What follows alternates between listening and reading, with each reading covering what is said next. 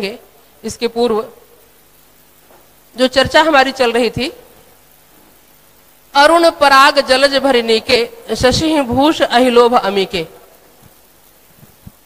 मानो सर्प अपने मुख में कमल, पराग से भरा हुआ कमल लेकर के चंद्रमा को अर्पित कर रहा है। चंद्रमा है श्री किशोरी जी का मुखारविंद और राघव का भुजदंड ही सर्प है, करकोश ही कमल है और सिंदूर ही मानो पराग है। अब यह सर्प चंद्रमा को कमल दे रहा है। क्यों दे रहा है?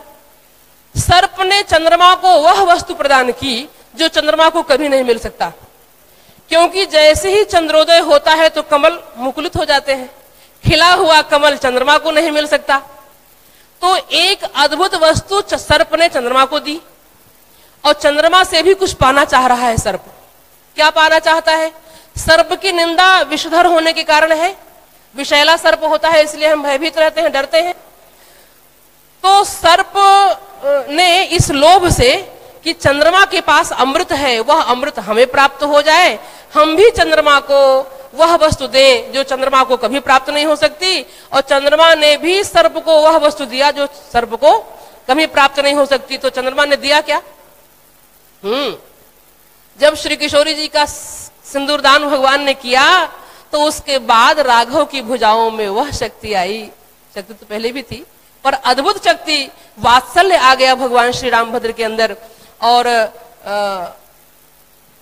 तुलसीदास तेहि कर सरोज की चाहत निश्वासर छाया, ऐसा भगवान का हस्तारविंद है, उसकी छाया हम निरंतर चाहते हैं। तो भगवान श्री रामभद्र ने सिंदूरदान किया, भगवान का विवाह हुआ।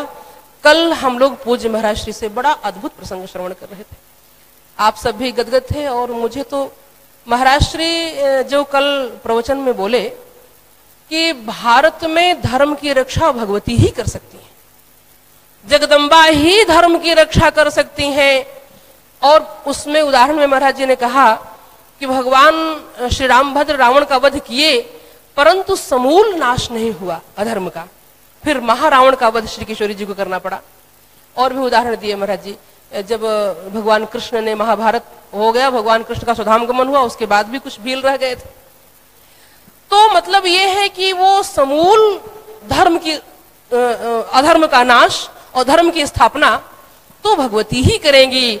और उसमें महाराज जी ने महिलाओं को तो बहुत बड़ा सम्मान दिया, चूंकि महिलाएं भगवती की स्वरूप हैं। स्त्रियः समस्ता सकला जगत्सु, इसलिए स्त्रियां धर्म की रक्षा करेंगी। हमारे भारत की महिलाएं, भारत की तो वो स्त्रियां हुई हैं भारत में कि चुटकी पर भगवान को नचाया है। उनकी चुटकी के बल पर ईश्वर नाचता है।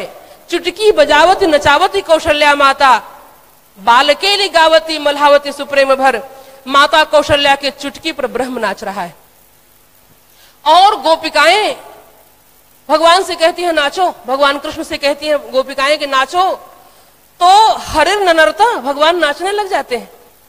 जिसने ईश्वर को नचाया, जिन मातृशक्ति ने, श्री किशोरी जी का आप सुन रहे थे विवाह हुआ। विवाह के पश्चात जब श्री सिया जी कुलवधू की हैसियत से अयोध्या में आती हैं, तो इतनी सुकुमारी श्री सिया जी हैं कि माता कौशल्या ने यह सोचा था कि अपनी बहू को मैं धरती पर पांव नहीं रखने दूंगी, और नहीं रखने दिया। 12 वर्ष तक श्री किशोरी जी अयोध्या में रहीं, परंतु माँ कौशल्या ने कहा कि सियन दीन पग अवनि कठोरा, हमारी बहू ने कभी धरती पर पांव नहीं रखा। तो कहाँ रहती थी? बोले पलंग। तो क्या हर समय पलंग पर रहती थी? हाँ, अगर पलंग से कभी मन ऊब जाए तो पलंग पीठ तजी गोद, तो माता कौशल्या की गोद में आ जाती थी। और गोद से मन ऊब जाए तो पालने में झुलाती थी माता कौशल्या। पलंग पीठ तजी गोद, फिर हिंडोरा, सियन दीन पग अवनि कठोरा। जियन मूरी जी में जगवत रहूं, दीप बात नहीं टारण कहूं। दीपक की बत्ती, एक बार कथा आती है कि महाराज दशरथ के राज्य में एक राक्षस ने बड़ा उपद्रव किया। महर्षि वशिष्ठ से पूछा कि गुरुदेव इसके नाश का उपाय क्या है? तो गुरुजी ने कहा कि जिस समय तुम बाण चलाओ उस समय जानकी जी कुल देवता के यहाँ जो अखंड ज्योत जल रही है उसकी बत्ती खिसका दें। सीता जी अगर बत्ती खिसकाएं उसी समय आप शरसंधान करें तो वह मर सकता है। महाराज दशरथ ने कहा ये तो कोई बड़ी बात नहीं है। दशरथ जी आकर कौशल्या जी से बोले कि मैं उसका वध करने जा रहा हूं और आप सीता जी से कह दीजिएगा कि कुल देवता के यहाँ जो अखंड दीपक जल रहा है उसकी बत्ती सरका देंगी। माता कौशल्या ने कहा कि महाराज वो राक्षस मरे चाहे न मरे, हमारी बहू दीपक की बत्ती नहीं डाल सकती है, कहीं उसका हाथ गर्म हो गया तो, उंगली में छाले पड़ गए तो माता कहती है दीप बात नहीं टारन कहूं सो इसी चलन चाहती बनसा था। आज वो जानकी जी जंगल जंगल क्यों भटकी, क्यों गई राघव के साथ, क्यों अपहरण कराया? जानकी जी में वह शक्ति थी कि भस्मा रहा भस्म तेजसा, श्री किशोरी जी रावण को भस्म कर सकती थी। रावण की इतनी हिम्मत कि जानकी जी को छू दे, और छुआ भी नहीं, वो तो छाया जानकी जी थी, लेकिन छाया का भी स्पर्श नहीं कर सकता था। परंतु श्री किशोरी जी अपना अपहरण कराई। क्यों? क्योंकि रावण के बंदी खाने में हजारों हजार जीत बरी निज बाहुबल बहु सुंदर वर नारी, रावण के बंदी खाने में हजारों हजार राजकुमारियां थीं, कुमारियां थीं, उनको छुड़ाने के लिए और आगे ऐसा अपराध न हो भारत में, इसलिए श्री किशोरी जी रावण के बंदी खाने में बनी रही। तो धर्म की रक्षा में श्री किशोरी जी का कितना बड़ा योगदान था। तो आज पूज्य महाराज श्री ने जैसा कहा कि महिलाओं को धर्म की रक्षा करनी है। अच्छा बताओ कितने लोग धर्म की रक्षा करना चाहती हैं? सब चाहती हैं? अच्छा, और कितने लोग चाहते हैं कि साईं की पूजा करते रहे? कल मैं यहां से जब निकल रही थी, कल की घटना बताऊं, तो यही 4 महिलाएं हमको मिली। अब आज तो मैं नहीं पहचान पा रही हूँ, शायद कल अचानक मैंने देखा तो मुझे प्रणाम किया। तो हमने कहा कि महाराज जी का प्रवचन सुनिए आप लोग? बोले हाँ सुने। तो मैं ये कहना चाहती थी कि महाराज जी बोले हैं कि धर्म की रक्षा आपको करनी है। तो हमने कहा क्या सुनी आप? तो बोली यही बोल रहे थे कि साईं की पूजा नहीं करना चाहिए। तो हमने कहा कि अच्छा चलो, तो साईं घर में है क्या आपके? बोले हाँ है।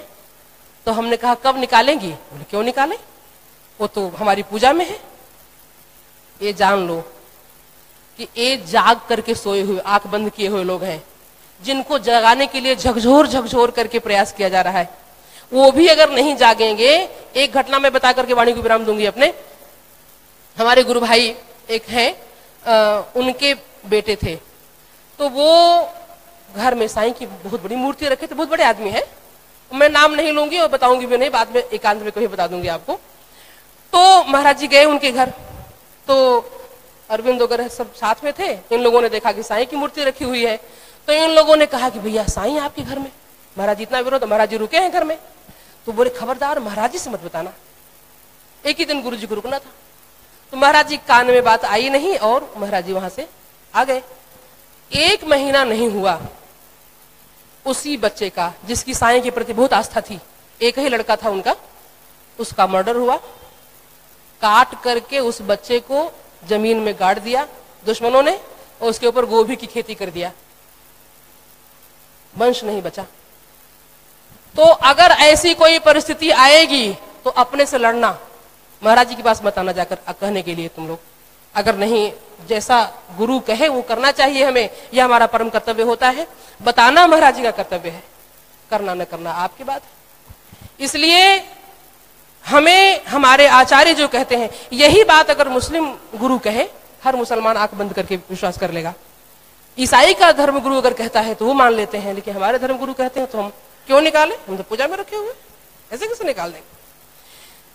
तो खैर वो तो एक अलग विषय है। वो हमें अपने धर्म की रक्षा करनी है और धर्म पर कट्टरता से चलना है। जैसा हमारे आचार्य कहे, वैसा शास्त्र कहे, वैसा हमें पालन करना चाहिए।